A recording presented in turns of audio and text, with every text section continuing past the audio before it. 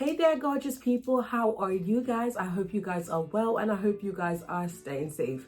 In today's video, we're going to be discussing all things dart. What is a dart? Why do I need darts? What do darts do to my garments? Can I play around with my darts? Where does my dart have to sit? Does it have to sit along my bust line or shoulder line? Can I manipulate my dart? And to be honest, do I even need darts, right? So that is the topic for today. If you're interested in learning about darts and dart manipulation, you definitely want to keep watching to the end of this video. It promises to be another educative and informative video. So if that's your cup of tea, definitely keep watching. However, I just wanted to quickly introduce myself to you guys if you're new here. My name is Ayotolaoff, the creative director of So Unique by Adene and the content creator of this channel, DIY with So Unique by Adene. And this channel was created with you in mind. It was created to teach you loads of sewing crafts and projects that you can do from the comfort of your home. So if that sounds like a cup of tea, or if this video is interesting to you, please do well to hit the subscribe button and the notification bell so you don't miss out on the awesome content that I have for you. So hit that button right now, subscribe, yes, and notification always, okay? And then make sure you just join my channel membership if you're interested as well. All right, guys, to all my OGs, I'd like to say a huge thank you as well for showing up. You guys are absolutely amazing. Your consistency is what keeps me going. So thank you for being a part of this family. All right, guys, so we're going to get straight into the video and we're going to be talking all things darts. So make sure you have a piece of paper, a pen, and make sure you're taking notes. Enjoy the video, guys. So question number one, what is a dart? Well, the definition, textbook definition, is a dart is a wedge-shaped cut in a pattern used to control the feet of a garment, right? So when you're drawing a pattern, you see us do like a wedge shape, right? It looks like a triangle, and that is what you have or you refer to as a dart, right? It is used to control the feet of a garment. And the reason why is because the human body, as we all know, is not straight. So your body is literally full of curves, the beautiful curves that you guys all have, and that is what makes you human, right? But then when we're working with pattern, it's literally flat. It's a flat piece of paper, and to give your pattern, or semblance of your human body, you do need darts, right? In fact, if an easy test is to take your mannequin or your dress form and you try and roll some fabric around it without any darts, what you'll find out is between the bust and the waist there will be some excess fabric, and that's because, again, like I said, the human body is three-dimensional. It's got shapes, it's got curves to it, and then your fabric is just there. So pretty much a dart is a wedge-shaped cut in a pattern that is used to control the feet of a garment. Question number two, do my darts always have to be in a specific location? Well, the answer for that is no. The essence of dart manipulation as a topic or as a course is that you can move your darts around, play around with your darts, and actually have them in any location you want. In fact, if you're really good with dart manipulation, you can get away with not having any darts and your bodice will still fit perfectly. So I'm going to show you guys in a second the different types of darts that we have. However, I have to start with, when I draft my bodice, the dart is typically located along the shoulder, right, and along the waist. If you don't know what I'm talking about, check out the video I'll link up above in the iCards. I have shown you a video where I draft a basic bodice and you can see my dart locations. Now I've got a little helper here to show you guys where the dart location can be. So this is a bodice. This one with pencil, it's a bit noisy, is your actual, original darts that you'll have when you draft it. However, I've gone ahead to add different locations. So you have the center front neckline, so you can have a dart there if you want. You can have a dart around the mid neck point if you want. You can have a dart around your shoulder tip. Like I said, this is the dart that comes in here normally. This one comes normally. You can have a shoulder neck point, so where the shoulder and the neck meets, you can have a dart there. You can have a mid-arm dart, right, or a princess dart if you take it all the way. You can also have any of the French darts. So any dart along here is the French dart as well. And then you have the center front part dart, right? So these are different locations where your dart can sit. And I'm sure that this list is not exhausted. I'm sure some people have other interesting places that they can place their dart. However, for me, these are the locations that I usually will play around when I'm playing around with darts. Question number 3. how do I move my darts? So there are two techniques that I am aware of. The first one is the pivot method, and that's the way where you use, like, in my opinion, a thicker paper like a cardboard, and then you place your you place something in the pivot hole, which is like the apex. So in this case, the pivot hole will be here, and then you kind of just move it around, and that way you're able to shift your darts and do whatever you want to do. The second way is the slash and spread method, and that's how I'm going to be showing you guys today.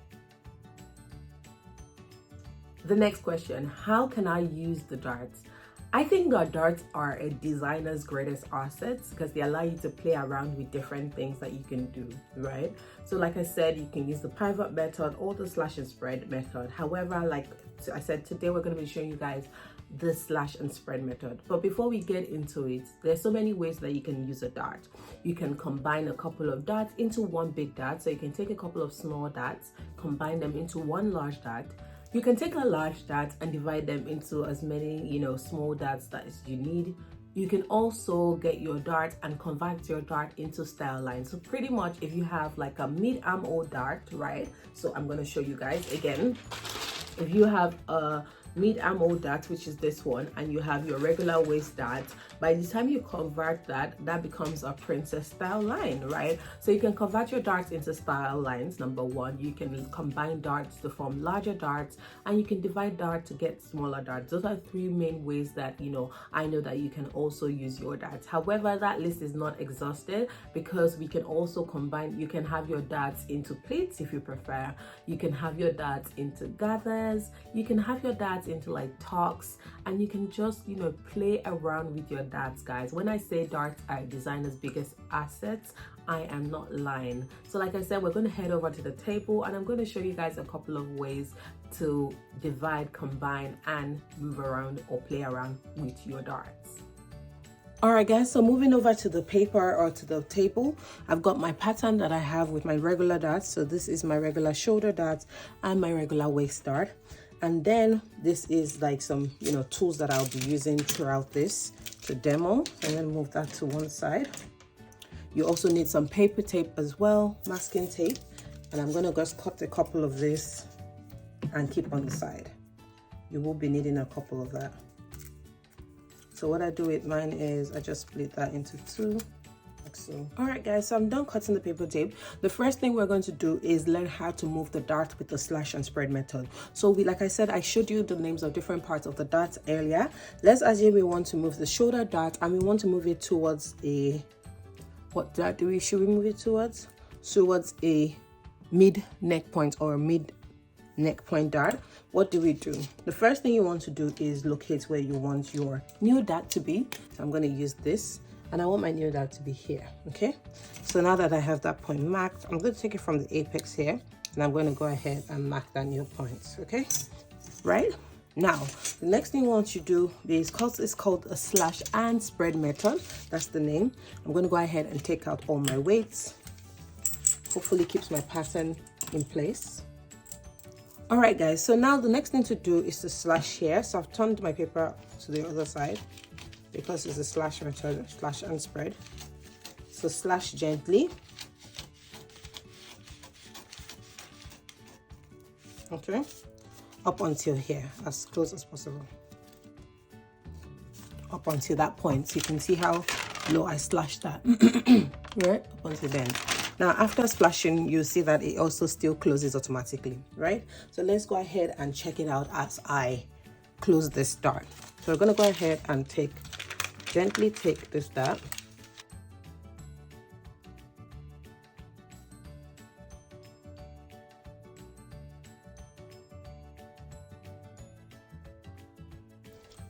You can see that that has opened. So you have a new dart there. And this one has opened in the slash and spread method. So that is how you transfer a dart. It's really simple and you can do it. However, there's one more thing to be done. So now that we've transferred that, I'm going to use the wrong side of this pattern paper, and I'm going to go ahead and make sure that we capture this part, okay? So what we want to do is then ensure that this sits as it should sit.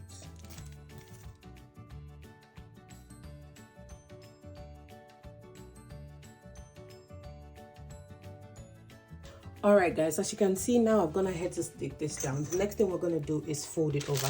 Now, when you're folding it over, I always say that I don't know what part to fold over sometimes. So the easiest way to do it is to either measure. So let's thicken these lines up first, so it's easier to fold.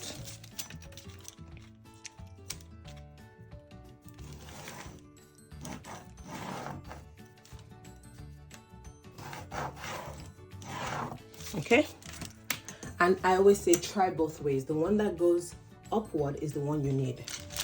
So let's go.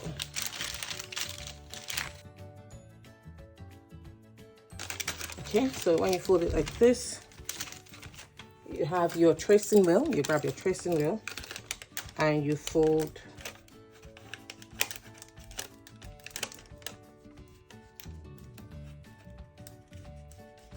you roll along that line that goes upward, so that can work. So that's where we're going to leave it at. Let's see the second way.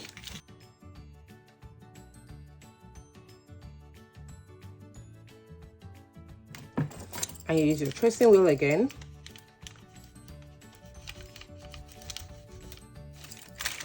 You have inwards, so we keep the one that goes upwards. So let's go ahead and cut off the excess paper.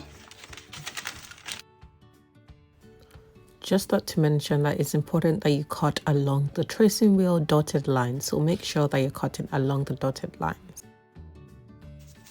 All right, guys, so this is our new dart. So this is how you move a dart from here to here using the slash and spread. So what we've done is just number one, move a dart.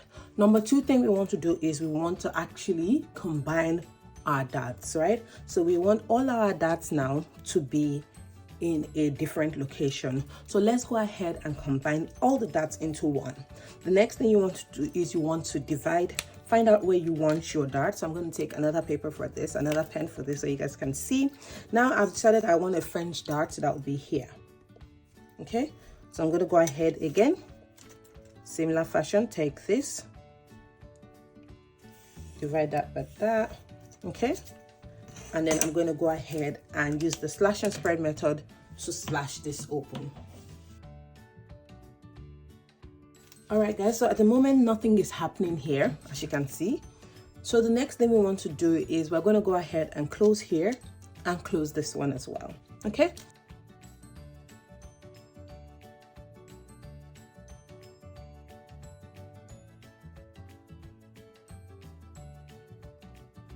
instantly you notice that this starts to gape more widely, and this would be the dart. So again, in similar fashion, you grab your piece of paper, this is not wide enough, and then you stick this in place as well. Okay, all right, guys, so at this point is in place. Let's go ahead and use our ruler to trace out the actual lines so that we had. And now we want to go ahead and close this over. So it's going to be one big dart.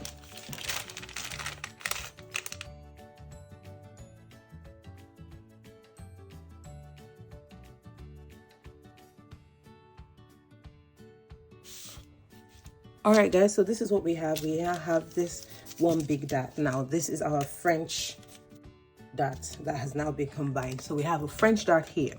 Now the last thing we want to do is we want to split this dart into 3 smaller darts. Okay, so we have the options to decide where we want the new small darts. I've almost run out of where to place darts on this paper, so I'm going to go ahead and use my orange one to decide where I want my darts. I want the first one along here. Okay, let's do that. One just along here. Okay, and we'll keep another one here. Okay, so we have a total of 3 darts. So go ahead and find the midpoint here first. You're going to find the midpoint here. Okay, so now that we have the midpoint here, what we're going to do is split. So let's go ahead and split that one.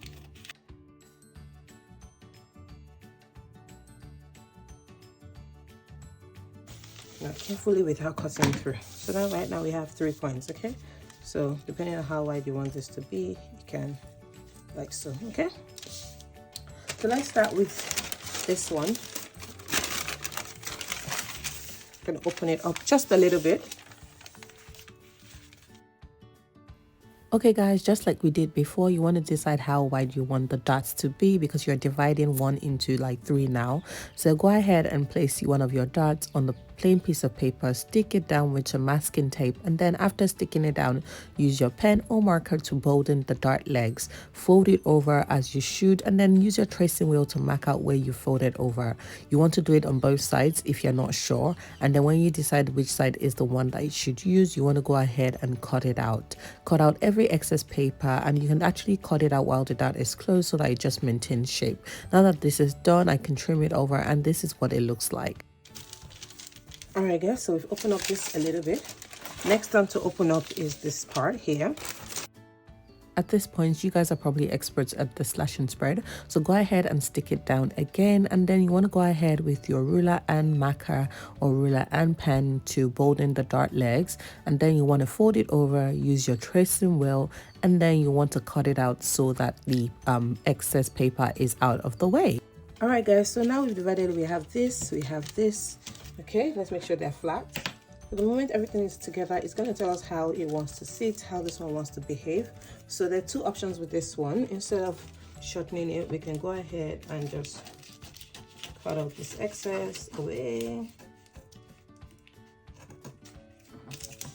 just so we can see what's here, and just tape that down like so. We'll need to be reshaped, so let's go ahead and reshape this.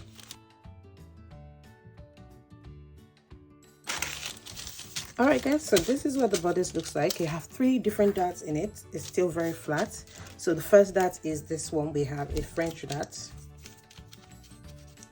number 1. Number 2, we have a center front dot, and number 3, we have a mid armhole dot. So we've come to the very end of this video. I hope it was worth your while. I hope it was educative like I intended for it to be, and I hope that you actually learned a couple of things. Before we wrap up the video, one thing I wanted to say is while darts are commonly manipulated on the front pattern, there's no rule that says that you can manipulate the darts on your back pattern. Most of the time designers tend to focus on manipulating darts on the front pattern just because that's kind of where you can play around with a lot of fullness and everything. But like I said, if you are interested in experimenting, go ahead and see if you can actually manipulate your darts on your back pattern. I'm sure you can, but go ahead and play around with that idea.